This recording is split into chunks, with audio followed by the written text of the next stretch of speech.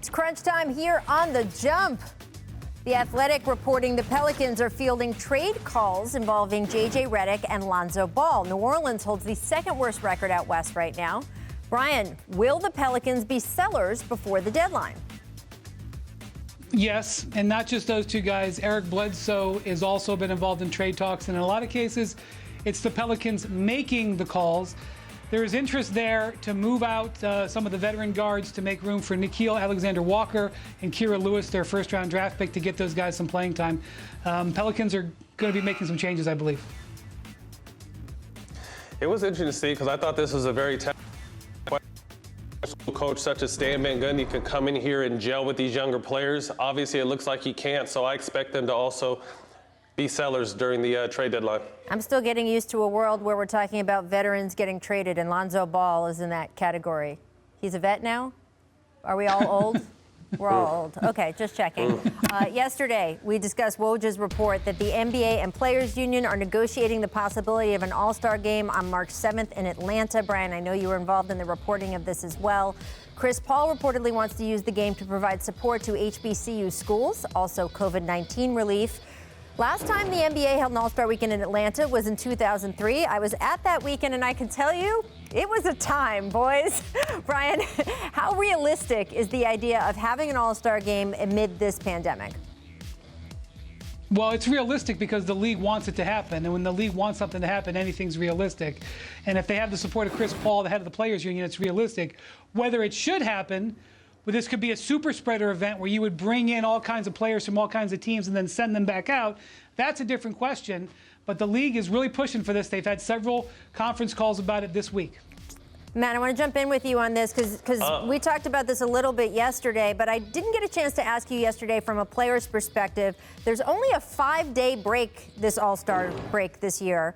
So for 5 days, you'd have travel on 2 days at least and the game in the middle. So that's 3 days of your 5-day break. If you were one of the stars around the league, would you want to, with the way this season has already been so grueling, would you want, if you were selected, to fly in and spend 3 of your 5 days working, doing this All-Star Game, I guess?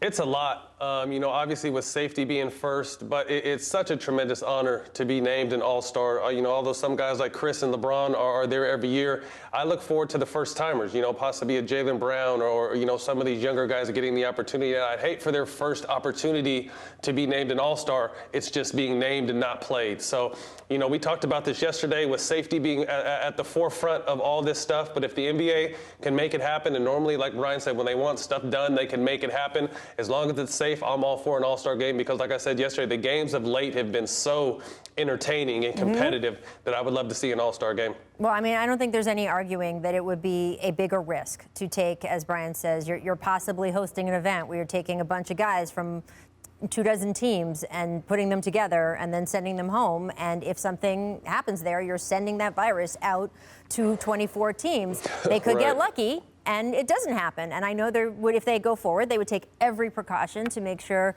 that it doesn't happen. But like with everything this entire season, every game that is played, every sporting event, everything that goes on in our lives, there is some risk. There will be luck involved. We've had multiple games postponed. We opened the show talking about one of our colleagues, Sekou Smith, who died of coronavirus. And it was a reminder of the high stakes that the league is dealing with, which I know that they are aware of and is going to factor into this decision. All right, time for our League Pass game of the night.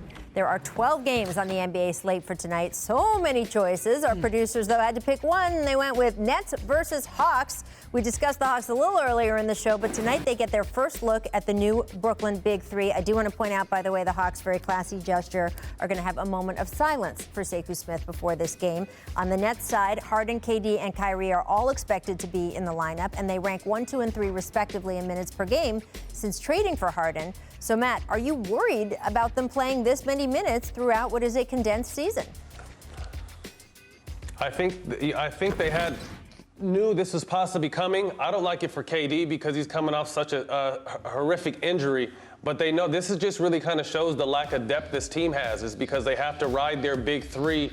To me, too much minutes at this point. Although, Harden and Kyrie have, luckily been injury-free, someone who's coming off an Achilles injury should not be playing 40 minutes a night. you know, they're going to have 2 or 3 or maybe even 4 roster moves left to make.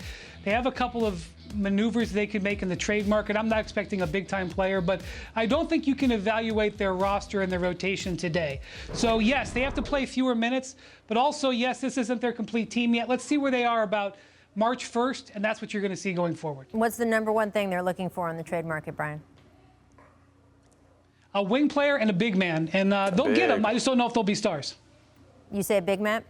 You keep hearing rumors too. You keep hearing rumors too about Andre Drummond possibly being bought out of Cleveland to go to Brooklyn, and I know that's one of their deficiencies they feel too, is they need another someone to protect that front line. Well, it's going to be interesting. Obviously, one of the most watched teams in the NBA. We'll be watching them against Atlanta tonight.